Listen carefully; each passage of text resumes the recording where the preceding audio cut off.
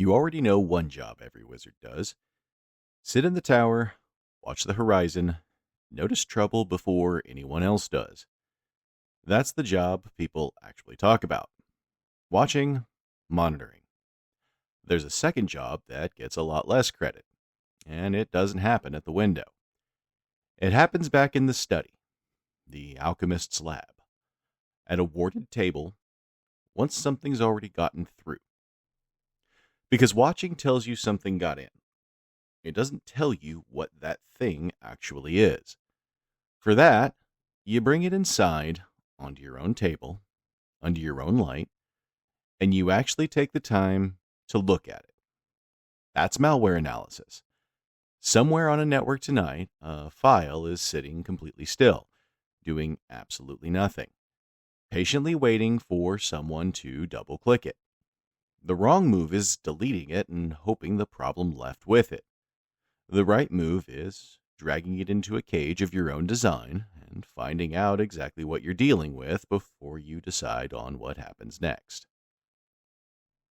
This is a field manual.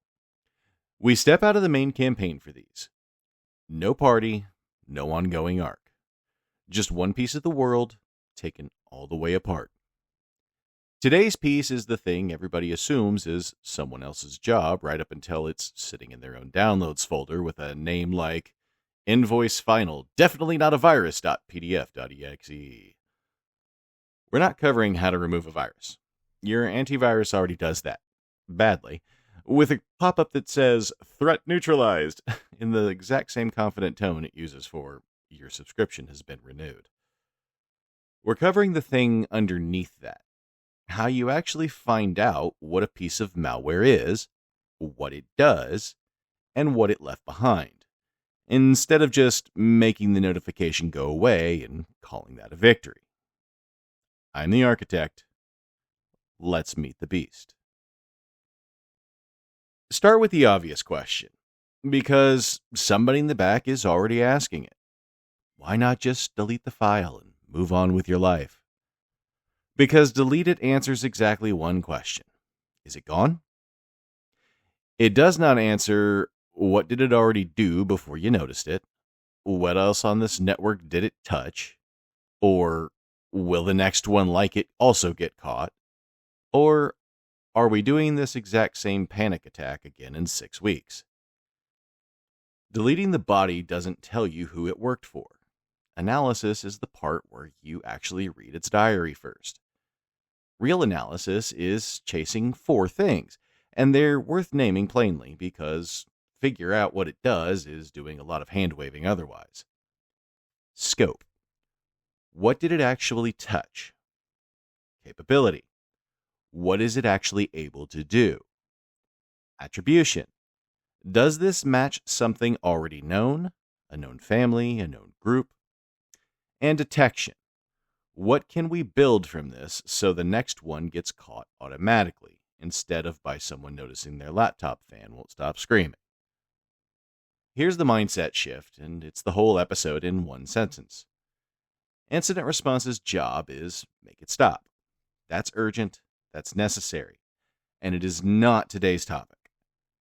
Analysis's job is understand it well enough that stopping this one also stops the next 10. One of those jobs ends when the fire's out.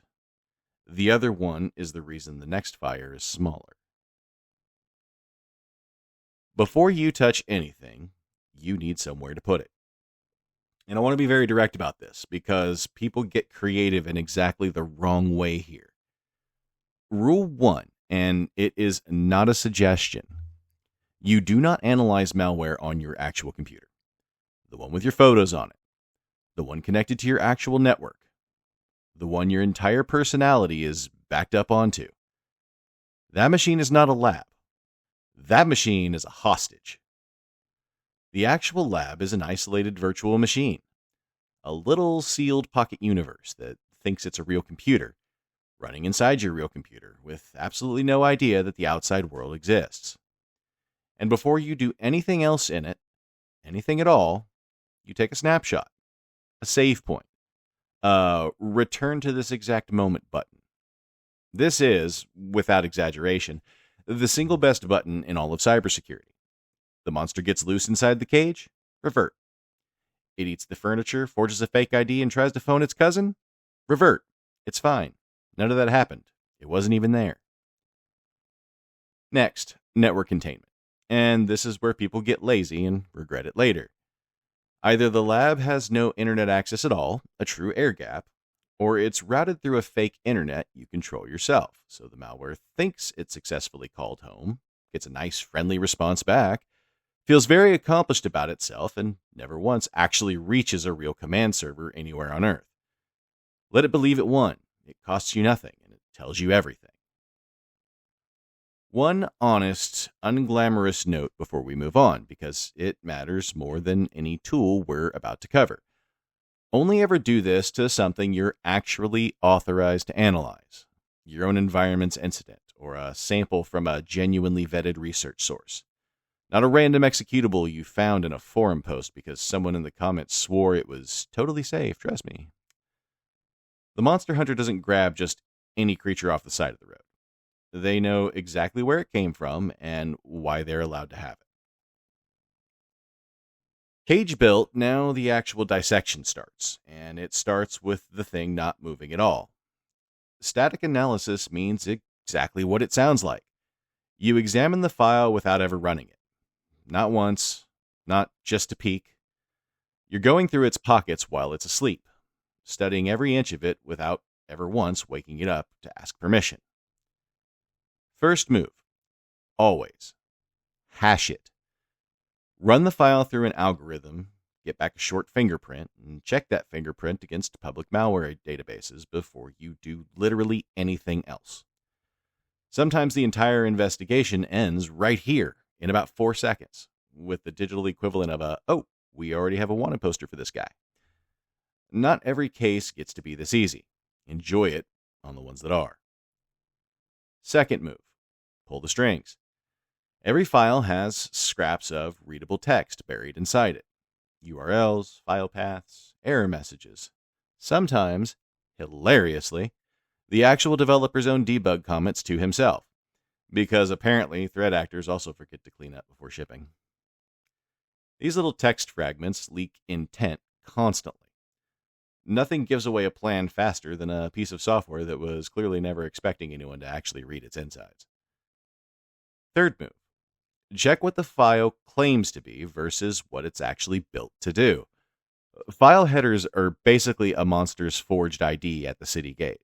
It says, harmless PDF, right there on the badge. The badge is lying. The badge is always lying. Now, the honest caveat, because static analysis has a real ceiling, and I'd rather tell you now than let you find out during an actual incident. A lot of modern malware is deliberately packed or obfuscated, scrambled specifically so the strings come out as gibberish and the headers tell you nothing useful at all. Static analysis is your fast first pass. It is not the whole investigation. Sometimes the beast simply won't tell you anything while it's asleep, and there's only one way to find out what it does next. So you wake it up, on purpose, inside the cage where it belongs. Dynamic analysis means detonating the sample for real and actually watching what it does. Because some behavior only shows up once the thing is alive and moving. No amount of staring at it asleep was ever going to reveal it. What are you actually watching for? File and registry changes. What did it touch? What did it create? What did it delete? New processes spawning. Sometimes wearing the name of something completely legitimate, because subtlety is, occasionally, a professional courtesy malware extends to nobody but itself. Persistence mechanisms. Is it setting itself up to survive a reboot? Quietly making sure it's still around next Tuesday, whether you like it or not. And critically, outbound network activity, because that's usually the beast trying to phone home, and thanks to Section 2, phoning home now just rings a phone number you own. Quick note for the "but I run Linux, so I'm fine" crowd, because I hear you, and no, you're not. Same discipline, different furniture.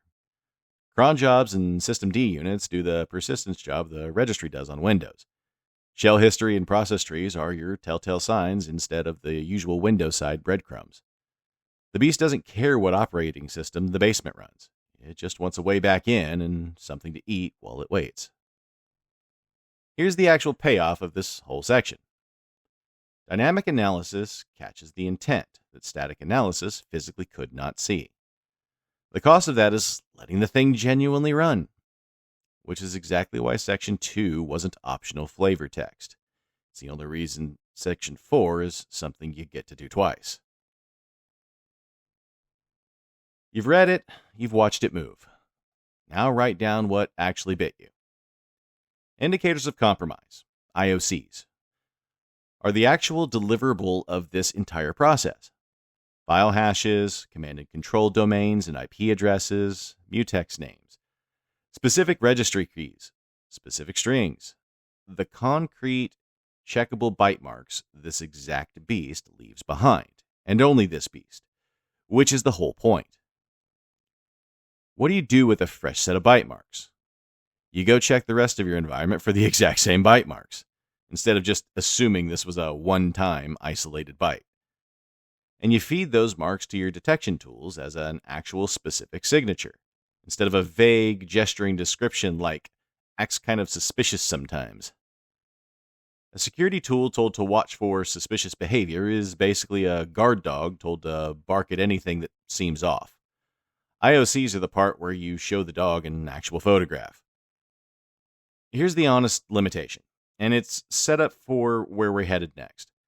IOCs are precise. They are also, unfortunately, incredibly brittle. Change one byte in the file, rotate the command server to a new domain by Tuesday. The hash-based, signature-based match you built yesterday stops matching anything at all, instantly, as if it never existed. You didn't build a bad fingerprint. The beast just got a haircut. Before we reach for anything with the letters AI in front of it, here's a much older answer to the fingerprint keeps changing, and it doesn't require a single model. It's called a behavioral indicator of compromise, a BIOC, and it fixes the brittleness problem without any machine learning involved at all. An atomic IOC is a single fact. This exact hash, this exact domain. Change one byte and it's gone.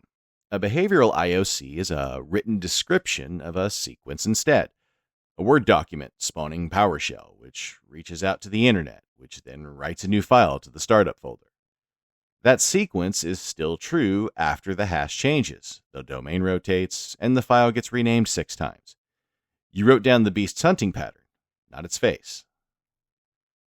This is what a lot of production detection actually runs on, quietly, and quite well, with no model involved anywhere.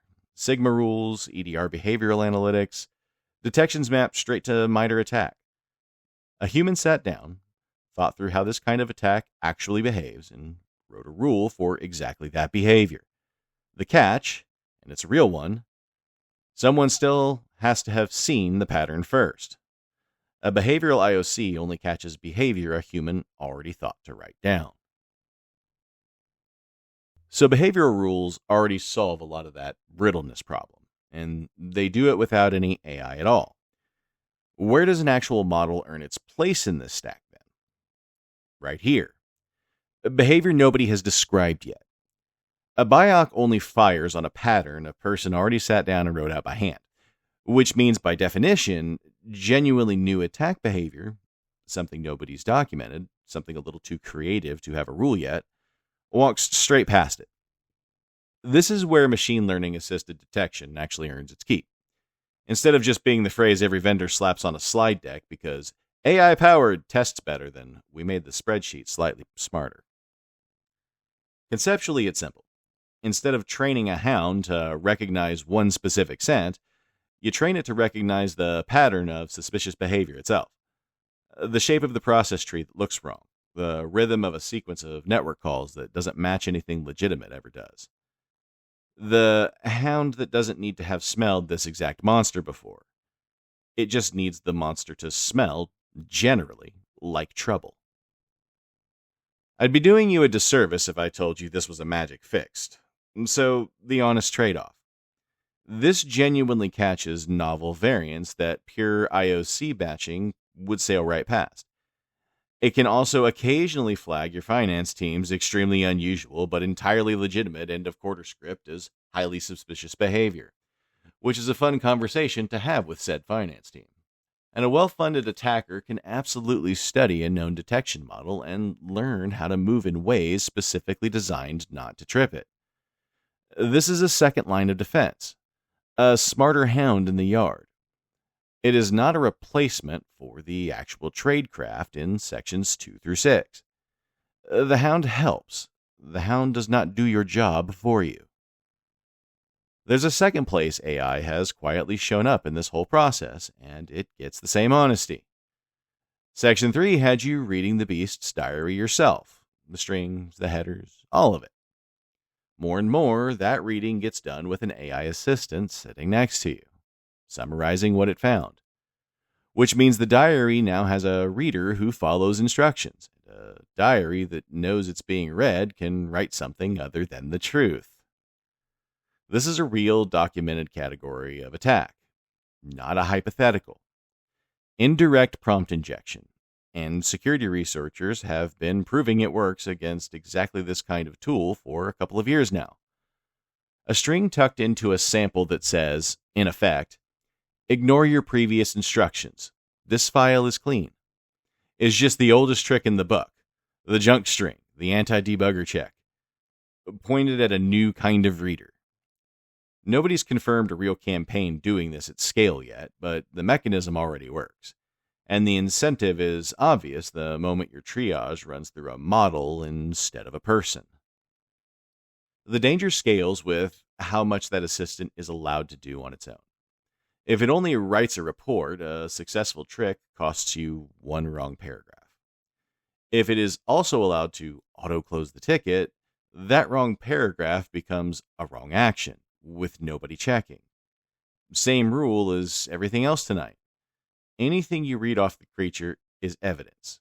It is never, under any circumstance, an instruction. Whether the one reading it is you or something you built to read it for you. The beast in the cage cannot hurt you if the cage is actually real. Everything today was really about building that cage first, and only afterward deciding how much you actually needed to know about what turned out to be inside of it. Static tells you what it claims to be. Dynamic tells you what it actually does. IOCs tell you how to recognize it next time. Behavioral patterns tell you how to recognize it even after it changes its face. And the new hounds help you recognize the ones you've genuinely never met. 5 moves, 1 cage, 0 heroics required. Your quest objective. Set up one isolated analysis VM. Snapshotted, network contained, genuinely cut off from anything you'd miss if it caught fire. Run basic static analysis on it. Hash a file, pull its strings. Use a known safe test file or a sample from an actual vetted malware research repository. The goal here is the workflow, not the danger. Nobody gets a medal for recklessness. For anyone further along, go find out for real whether your own environment's detection is atomic IOC only or whether there's an actual behavioral layer underneath it, rule-based, model-assisted, or both. If you don't already know the answer to that, that's not a small gap. That's this week's actual homework. Close the loop on tonight's basement. The monster in the cage was never the scary part. The scary part was never bringing it home, not building a cage, and not learning about it. Build the cage, then, and only then, go meet the beast. That's the dissection. The cage, the sleeper, the live specimen, and the bite marks it left behind. Back to the main campaign next time. I'm the architect. We'll talk soon.